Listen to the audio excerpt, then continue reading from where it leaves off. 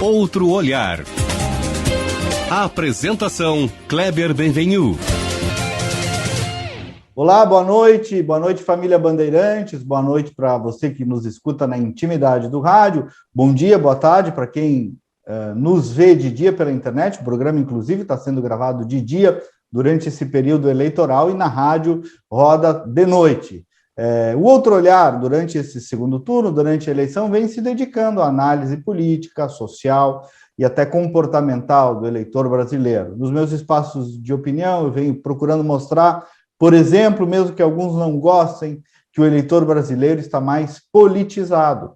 Também estamos procurando analisar esse brasileiro profundo, que eu chamo, com viés conservador, que as pesquisas não conseguiram detectar de novo direito, mais uma vez, a terceira via que não aconteceu, a força do Bolsonaro, que de novo não conseguiram detectar ou foi menosprezada, a solidificação de uma força de esquerda no país, a questão da liberdade de opinião, das redes sociais, enfim, um pouco desses temas principais que estão rodando e que aqui procuramos trazer um outro olhar, como pede o nome do nosso programa. E o nosso convidado de hoje é o cientista político e professor de Relações Internacionais, Marcelo Suano. Amigo nosso, já morou aqui no Rio Grande do Sul, hoje é uma fonte nacional aí da imprensa de todo o país. Marcelo, primeiro lugar, tudo bem contigo? Prazer te ter aqui, te reencontrar digitalmente. Tudo jóia? Bom, inicialmente, meus cumprimentos a ti, Kleber, a tua equipe fantástica, a Bandeirantes, que sempre faz programas excepcionais, no à toa tu estás com esse programa na Band, né?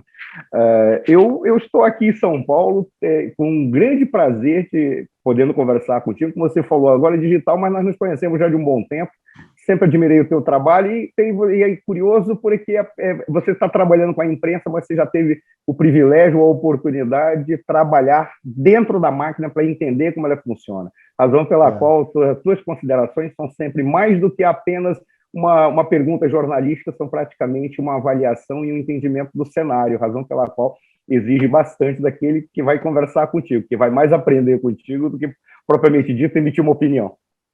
E é isso, a ideia é que eu faço comentários todos os dias na Band, Marcelo, aí até o caso, mas aqui nesse programa o convidado é a estrela. Essa eu aprendi com a Leda Nagli, né? Que tem que.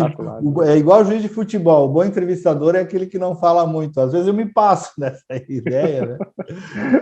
Mas querido, o caso é diferente, né? Você pode se passar, você tem autoridade para isso. Não, generosidade tua. Mas, professor, eu queria primeiro ouvir um sobrevoo teu, assim, sobre este momento da eleição, né? O fim do primeiro turno, onde o Lula apresentou ali uma vantagem numérica, né? O início do segundo turno, eu pelo menos identifiquei uma vantagem política e qualitativa do Bolsonaro, com apoios muito fortes do Zema, do Caiado, do Moro, do Deltan, melhor no debate, enfim, queria um sobrevoo teu da fotografia deste momento, dessa semana eleitoral aí. Olha, inicialmente eu vou começar concordando contigo em relação à vantagem que teve o Bolsonaro, apesar eu diria, dessa diferença numérica, não vou dizer vantagem numérica, neste momento. Tá? O Bolsonaro ele teve um desempenho além do esperado por todos aqueles que se diziam usando a ciência para avaliar o comportamento do povo brasileiro.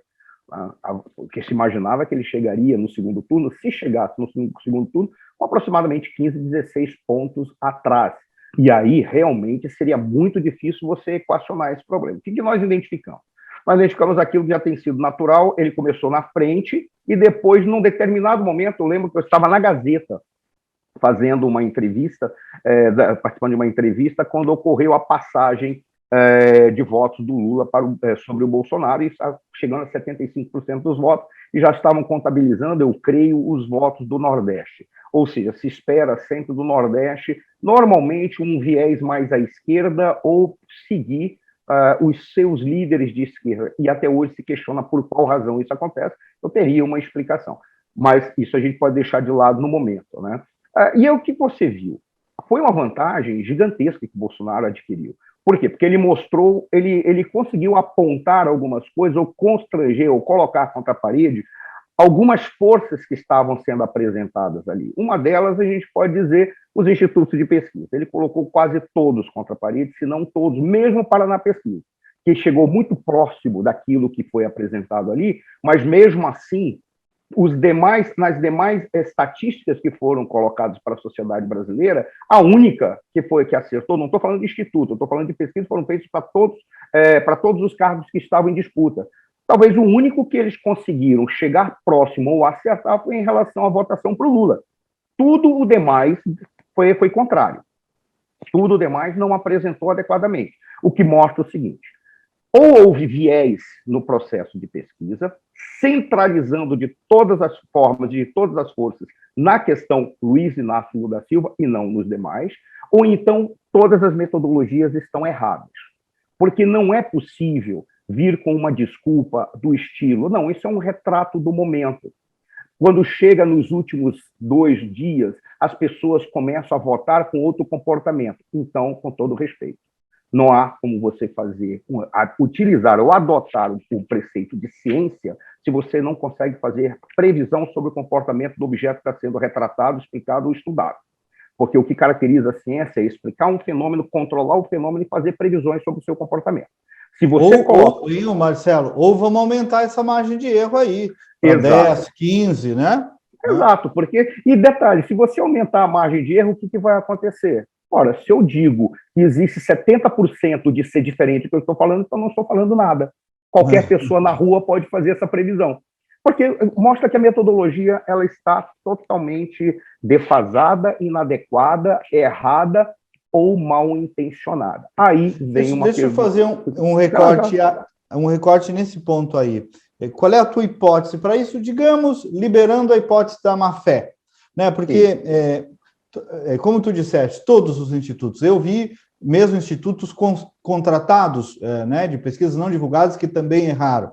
Então, tirante a má-fé por hipótese, qual a hipótese tu, como cientista, trabalha para ter dado tanto erro e de não identificar um segmento específico do eleitor, para senador, para governador e para presidente da República?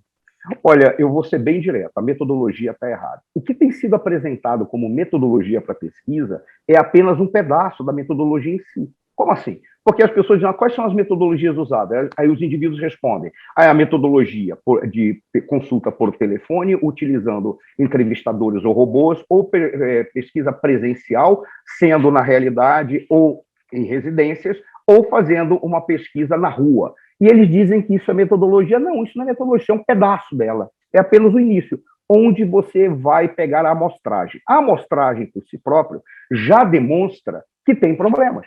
Porque a amostragem ela é tomada com base em gênero, com base em recursos financeiros, ou seja, classe social, categorias profissionais, idade, ou seja, é tudo isso. Mas de onde que você tira esses dados? Você tira dados de pesquisas do IBGE ou de outros institutos que são anteriores à realidade. A partir de então, você tira uma amostragem supostamente de que aquela amostragem vai corresponder a todo o comportamento do povo brasileiro. Foi uma brincadeira que certa vez eu fiz e as pessoas identificaram que era mal intencionada a minha brincadeira porque eu colori a brincadeira. Tipo, suponhamos que você olhe para um órgão específico, estude aquele órgão e identifique uma mancha vermelha de sangue ali, uma mancha vermelha de câncer. Melhor foi esse termo que eu usei. Está lá a mancha vermelha naquele órgão. Você pode simplesmente dizer, este organismo está desenvolvendo câncer, mas você não pode inferir daí que existe uma metástase. Você pode dizer que 90% daquele órgão está tomado, mas que não tem metástase. Você pode estar dizendo que a mancha vermelha de câncer está no órgão, mas não no organismo inteiro. Ora, às vezes a amostragem como é feita, ela pode levar a erros no cálculo que você faz. Além do que, quando você busca para pegar a amostragem em localidades específicas, é muito difícil e tem um grau subjetivo muito grande, como certa vez um dos diretores do Instituto de Pesquisa, em entrevista, falou o seguinte, olha, nós vamos para a rua, fica uma pessoa, e ele calcula da seguinte maneira, entrevista 1, espera 4 pessoas, 5 pessoas, entrevista 5ª, com todo respeito. Isso é quase dizer assim, eu sei que raios tendem a atingir árvores, então o que eu vou fazer? Deu uma tempestade, eu fico numa árvore esperando que o raio venha.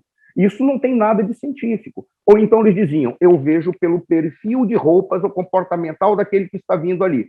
De repente eu olho para um determinado modo de se vestir consulto ele, espero 4, 5, ou espero alguém que venha com o mesmo modo de se vestir. Aí a subjetividade já adquiriu uma má intenção ou uma intencionalidade, deixando o mal de lado. Porque se você olhar um determinado modo do indivíduo se trajar, se você for esperar para outros que se trajam da mesma maneira, certamente aí você vai estar procurando a mesma bolha ou a mesma tribo. Uhum. E aí você não vai pegar uma amostragem da sociedade brasileira. Você vai circunscrever a um determinado traço comportamental. E você vai alegar que a tua pesquisa seguiu uma metodologia muito simples. Estava na rua, esperava uma quantidade específica de pessoas, e eu olhava e apenas dizia, é jovem, adulto, mais maduro ou idoso. Que é uma bobagem. Porque se ele estava procurando a forma de se vestir, não, ele estava procurando um traço comportamental, que normalmente indica certas tendências de preferência eleitoral. Em síntese, a metodologia está errada. Além do que, tem a questão das perguntas. A maneira como você elabora o questionário pode te induzir a uma resposta, ou induzir aquele entrevistado a uma resposta. Eu estou vendendo aqui o peixe pelo preço que eu comprei. Eu lembro que uma vez eu estava num debate com o querido professor Percival Pugina, e ele falou sobre as urnas eletrônicas, uma pesquisa, estou dizendo aquilo que o Pugina falou. Essa pergunta era, você confia muito nas urnas eletrônicas, você confia pouco nas urnas eletrônicas, ou você não confia nas urnas eletrônicas? Ora, se você estiver fazendo uma entrevista como essa, o cara fala, confio pouco ou confio muito, se você quiser considerar que o que vale é eu confio, vai dar 70% ou 80% de confiança. A pergunta-chave é, você vai no hospital e tem um conjunto de médicos cirurgiões que vão fazer a cirurgia do teu filho, da tua mãe, da tua esposa ou da tua avó. Você chega lá e vai fazer uma consulta e vai dizer, esse médico cirurgião é muito confiável, pouco confiável ou não confiável. Eu tenho certeza que se todos falarem ele é pouco confiável, você não faz a cirurgia, porque o indicativo é outro. Veja, voltando, a estratégia das perguntas, ou a maneira como são feitas as perguntas, também induzem a resultados específicos. Eu lembro que na eleição do Donald Trump, isso foi em 2016, certo? Havia todos os institutos de pesquisa erraram, um apenas acertou. O que foram entrevistar, e ele disse, é muito simples. O que eu estava identificando, havia os votos constrangidos. E aquelas pessoas que se sentiam constrangidas, elas mascaravam as suas respostas. Razão pela qual, ou elas diziam, não, é isso, eu só dava mais ou menos e apontava o outro, mas na realidade ele não queria. O que ele fez? Ele desenvolveu estratégias de perguntas que não constrangessem ninguém para pescar a verdadeira intenção do indivíduo. Razão pela qual ele acertou que o Trump seria eleito, independentemente da maioria da população não ter votado nele, porque lá o sistema é outro. Você escolhe os delegados para o colégio eleitoral. Então, o que vale é a estratégia para identificar, nos lugares onde você vai fazer a entrevista, se a tendência maior é ou não de votar no Trump, tentando pescar o voto constrangido. Mais uma vez, as perguntas podem induzir. A pergunta que eu sempre jogo em todos os lugares que eu vou, Kleber, não é se os institutos de pesquisa mentem ou falam a verdade. Não é se eles são mal ou bem intencionados. A pergunta que eu tenho feito é, uma pesquisa eleitoral pode induzir um comportamento eleitoral? Essa é a jogada. Por quê? Se você olhar e chegar à seguinte conclusão, sim, induz, mas só a pesquisa induz? Não só a pesquisa vai induzir. Mas um conjunto de elementos podem induzir. Eu lembro que num debate com o Roberto Mota, eu estava tentando explicar o que eu via do cenário político brasileiro, e todos diziam, é a terceira via, é o governo do Bolsonaro e é a esquerda progressista. Não é isso que está acontecendo. É uma disputa entre o Deep State. Você tem um governo que foi instaurado ou construído com base numa tentativa de se afastar desse Deep State, fazendo cortes profundos e reais em relação àquela máquina. E você tinha um terceiro grupo, que as pessoas chamam de terceira via, que na realidade estão preocupados apenas com as suas características e seu poder individual.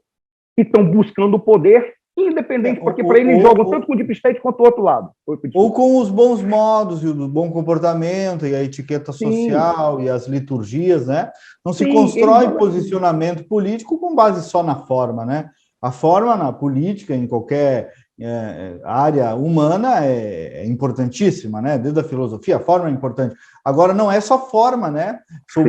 Sou bem comportado, uso belas palavras e tenho gestos magnânimos, isso não faz política, né? Sem Então, querer, muitos desses sem querer ser agressivo. Sem querer ser agressivo. Mas tudo bem, os caras vêm com a forma e bom comportamento, mas eu nunca ouvi falar de um estelionatário que não se apresentasse elegantemente ou gentil. Ou seja, isso não quer dizer nada, só para respaldar o que você está falando. Desculpa. Crime do colarinho branco, né? Todos muito bem postados, né? Todos muito bem comportados. E política não é comportamento de moda, embora se possa se tratar, evidente, de o próprio Bolsonaro tantas vezes deslizou nesse sentido, mas não é só isso, né? Então muita gente ficou o tempo inteiro olhando só para isso como uma espécie de fetiche, né? Sim. E deu errado, né? Deu errado, não conseguiram Muito produzir errado. nada, né? Olha que coisa curiosa. Essa era a forma que eu estava tentando explicar, mas o Motta ele simplificou isso que eu estava falando, mostrando talvez um comportamento de estruturas estratégicas. E ele falou algo que a partir daí eu passei a usar, porque eu acho que isso corresponde exatamente a essa divisão que eu fiz. Ele disse, na realidade, você tem um tripé da estratégia errada, ou da estratégia, para ele não dizer estratégia do mal, ele fala trinca do mal. Né? Mas qual é esse tripé? Um consórcio de imprensa, ponto. Um consórcio de institutos de pesquisa, ponto. Associado a tribunais políticos. Quando você olha, você percebe que começou a ter um conjunto de elementos que passaram a trabalhar para quebrar a possibilidade de um candidato ser eleito. O consórcio de imprensa, e aí eu não quero falar mal de nenhuma rede, porque eu acho isso inadequado, não é por aí, e eu acho que, inclusive, todas as redes têm o direito, sim, de se posicionar e escolher um candidato. Estamos na democracia, ela tem esse direito, ponto final. Tá? Mas fica muito claro, se você pega e olha que você tem um conjunto de instrumentos de informação, meios de informação, que está direcionado a apenas mostrar o lado negativo de alguém, associa-se a isso, a divulgação de resultados de pesquisa eleitoral que metodologicamente ou induziram ou usaram metodologias erradas e por isso estão posicionando que já é uma vitória garantida de um determinado indivíduo. E você tem tribunais que já se posicionam como favoráveis à eleição de um ou à não eleição de outro, você tem a tríade perfeita. E aí as pesquisas eleitorais são capazes, sim, de induzir comportamentos eleitorais, porque elas estão associadas a tudo isso. Marcelo, deixa eu sair um pouco das pesquisas, é importantíssimo, né? Eu quero só avançar agora para a análise das estratégias de segundo turno, né? As cartas começam a ficar sobre a mesa. Nós temos aí dois grandes líderes de massa, né? Que despertam alavancas emocionais nas pessoas, despertam reação, cada um a seu modo, né? Mas o Lula e o Bolsonaro têm forças persuasivas muito claras. O Bolsonaro se constituiu como uma espécie de líder moral, o Lula como um líder social. Eu estou vendo o Bolsonaro tentar disputar no segundo turno essa agenda social. Fico na dúvida se isso vai dar certo, se não está quebrando um pouco a essência dele. Enfim, queria te ouvir sobre as armas estratégicas e persuasivas sobre a mesa desse segundo turno. Olha, genial. Normalmente você é genial nas considerações que você faz, mas é importante porque quando você trata de estratégias, você evita de se posicionar parcialmente ou fazendo torcidas. Isso é fundamental. Quando você observa as estratégias que estão sendo postas, primeiro a gente tem que olhar os programas de governo. O Bolsonaro tem um programa de governo. Curiosamente, ele não tinha em 2018. Se você pegasse o programa de governo do Bolsonaro, aquilo ali não tinha um programa de governo. Era uma carta de intenções com alguns elementos muito bons, maravilhosos. Outros que você não sabia, afinal de contas, o que estava sendo escrito ali, porque realmente não estava fundamentado. Mas agora tem um programa de governo. Talvez, quem mais tinha programa de governo nesse período inteiro? O Felipe Dávila, porque tem já um programa de governo da sua perspectiva do seu partido e da sua perspectiva liberal, e o Ciro Gomes, que tinha um programa de governo, que era uma curiosidade, porque o Ciro Gomes nunca teve um programa de governo. Em 2002, por exemplo, quando teve aquela eleição, ele não tinha nada, eram 13 páginas do programa de governo. Eu li o programa de governo do Ciro Gomes em 2002. Não tinha nada, eram 13 páginas. Ele queria governar o Brasil com 13 páginas. Agora ele tinha. Veja, quando você olha, e agora, dos que sobraram, desses 3 sobrados, sobrou o Bolsonaro. Ele tem programa de governo. O Lula não tem. Quando você procura na página do PT, e na página da campanha, não tem programa de governo. Ali são cartas de intenções e, eu diria, manifestações poéticas sobre a realidade do povo ou sobre as necessidades do povo brasileiro, quase dizendo, eu não preciso de programa de governo. Por qual razão? Porque eu tenho um passado que foi fervilhado de conquistas, mas esse passado que ele pipocaram conquistas, essas conquistas, como o próprio Ciro Gomes falou, estou usando o Ciro Gomes para ninguém dizer aqui que eu estou usando um cara, estou usando o Bolsonaro nas suas expressões, mas o Ciro apresentou isso. Como o próprio Ciro Gomes falou, mas isso foram questões pontuais que você está transformando na totalidade do seu governo. Se isso fosse verdade, não teria produzido o embate e o que foi 2018. Porque em 2018 o Bolsonaro não foi eleito. Quem foi eleito foram 4 movimentos. O Bolsonaro representava um movimento de repulsa ao que está aí, carregado de valores, como agora ele preserva esses valores. Há um segmento que votou no Mourão, imaginando que ele representava as virtudes militares, porque isso aconteceu, até poderia dizer por qual as pessoas votaram nos militares, ou procuraram os militares, e alguns continuam procurando os militares. Além disso, o combate à corrupção, que estava configurado no lavajatismo, e associado a isso, mas um pouco destacado, uma espécie de aversão à esquerda, ao PT e ao Lula. Ou seja, eram 4 movimentos que ali se fecharam para produzir a eleição que nós tivemos em 2018. Ora, agora, como eu disse, o Bolsonaro ele tem um programa, mas o Lula não. E o Lula fica se referindo àquele passado mítico e glorioso que se sabe que se teve conquistas, essas conquistas foram pontuais, tal qual o Ciro Gomes apresentou. Mas ele apresenta como se tudo fosse a realidade de todos os 14 anos. E se remete a este passado apenas e sem autocrítica, né? Perfeito. Sem autocrítica. Né? Perfeito. Essa falta de autocrítica, ela tem sido o que há de pior para todo um segmento da sociedade brasileira, inclusive um certo segmento da esquerda, por uma razão simples. Porque quando ele não faz autocrítica e não assume que errou, diz que ele só acertou, quem errou foram os outros, o que ele está dizendo é, eu vou insistir nos mesmos métodos. Só que esses métodos se mostraram totalmente inadequados. Até os documentos do comunismo mais ortodoxo sempre propunham a autocrítica, né? Essa esquerda moderna aí perdeu essa Ela parte. Perdeu isso. Ela é muito arrogante, essa esquerda moderna. Ela é muito arrogante. E a arrogância dela decorre delas de associarem que só eles têm capacidade estratégica e têm capacidade moral. Por quê? Porque eles trabalham pela causa. Inclusive, essa é uma das críticas que eu faço ao termo progressista. Toda vez que as pessoas falam, me incomoda esse termo. Por quê? Porque o termo progressista ele é associado à esquerda, que passou a dizer que só eles têm a interpretação do sentido do progresso, porque eles incorporam nas suas interpretações da história da humanidade que o progresso se dá à medida que você extingue as diferenças sociais, fazendo a substituição dos modos de produção. Começa com o modo de produção primitivo, depois vai para a produção escravista, depois o modo de produção feudal, capitalista e depois o comunista. Oi? Na medida em que o Estado intervém. Na medida em que o Estado intervém, porque para cada modo de produção você tem um regime político específico que corresponde a uma superestrutura para garantir. E eles dizem o seguinte, para nós acabarmos com as diferenças sociais, nós temos que fazer a transição do capitalismo para o comunismo naquele momento que é socialista, em que o Estado é apropriado para ele fazer todas as transformações, como agente da economia, como agente da sociedade, como indutor de comportamentos sociais, extinguindo as classes. Essa é a lógica. Eles dizem, nós somos progressistas porque incorporamos essa tendência que é infalível segundo a teoria marxista. Isso vai acontecer cedo ou tarde, o que é uma bobagem, uma mentira, porque o progresso se dá não é pela exclusão, a extinção das diferenças entre as pessoas, mas pela extinção e exclusão do uso da violência no processo político. Por isso que eu digo, o termo progressista é imundo ser associado a uma esquerda que tem a violência no seu modo operandi.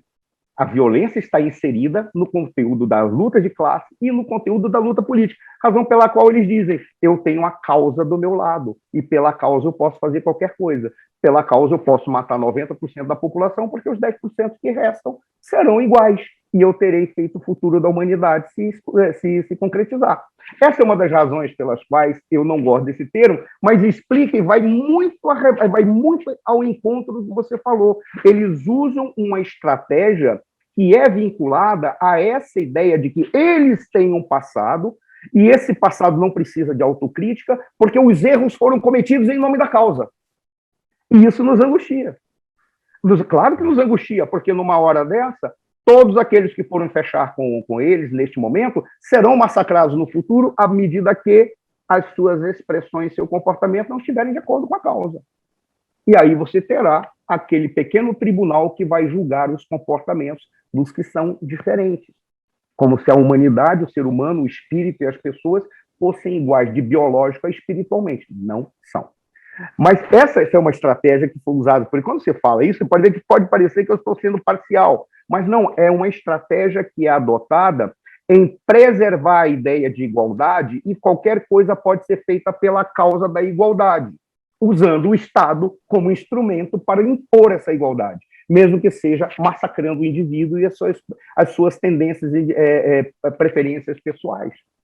Marcelo, e assim nos fomos, viu? A gente não tem mais tempo para nada neste programa, mas nós vamos voltar a falar. O que eu estou feliz é que o brasileiro e as redes sociais ajudam nisso enormemente. Agora a rede social virou a Geni dos que perderam o domínio sobre as ferramentas da comunicação. As redes sociais ajudaram o brasileiro a se politizar mais, e eu acho isso muito mais maravilhoso do que um problema. Então, aí deixo a tua mensagem final, que sai de otimismo, de preocupação com o nosso país, para a gente fechar esse bate-papo. Olha, eu espero que as instituições sejam fortalecidas, e as instituições não são fortalecidas com a parcialidade delas. Eu torço para que, independentemente de qual seja o resultado, que a sociedade ela tenha paciência para não chegar e transformar a polarização numa fragmentação da sociedade. Por enquanto, nós estamos polarizados, mas nós não estamos fragmentados porque as instituições ainda existem. Mas mesmo as instituições, pelo fato de elas estarem adotando comportamentos com vieses, isso pode simplesmente incidir numa fragmentação da sociedade. E eu não vejo, ao contrário de muitas pessoas, eu não vejo que o final das eleições poderá significar um caminho de pacificação. Não, eu não vejo assim. Eu sempre cito um ditado russo, eu cito em todos os lugares que eu vou. Nós, brasileiros, por exemplo, temos o hábito de dizer, depois da tempestade vem a bonança. Os russos têm o hábito de dizer, depois da tempestade vem a enchente. E a enchente mata mais do que a tempestade. Esse é o problema. Eu vejo que quem ganhar não terá a aceitação daquele que ganhou, não terá aceitação por parte do povo daquele que ganhou. Por quê? Porque a maneira como foi construída essa eleição exatamente para gerar mais polarização. Com todo respeito ao TSE, com todo respeito ao Supremo Tribunal Federal, mas eles foram os principais elementos de instabilidade da sociedade brasileira. Por quê? Porque eles assumiram o papel de serem protagonistas no enfrentamento daquele que é considerado o inimigo da oposição. Não estou dizendo que eles estão certos ou estão errados em ter escolhido, ou identificar, ou fazer os seus julgamentos que fazem os políticos, julgamentos pessoais. Eu estou dizendo que não é adequado eles, que seriam as instituições e seriam os canais de mediação e pacificação pelo equilíbrio, eles estão sendo um elemento de tensão. E aí nós vamos ver, depois das eleições, o que virá. Eu não acredito que virá a pacificação do povo e da sociedade, não. Marcelo Suano, muito obrigado. Deus te abençoe aí na caminhada. Muito obrigado, foi um prazer e uma honra, Kleber. Parabéns pelo trabalho que você está fazendo e todos estão fazendo aí contigo. E a gente segue te acompanhando. Nós voltamos no próximo sábado com mais uma edição. O programa é produzido pelos jornalistas Cassiane Osório e João Vargas, sob a coordenação da Critério Resultado e Opinião Pública. Até lá, bom final de semana!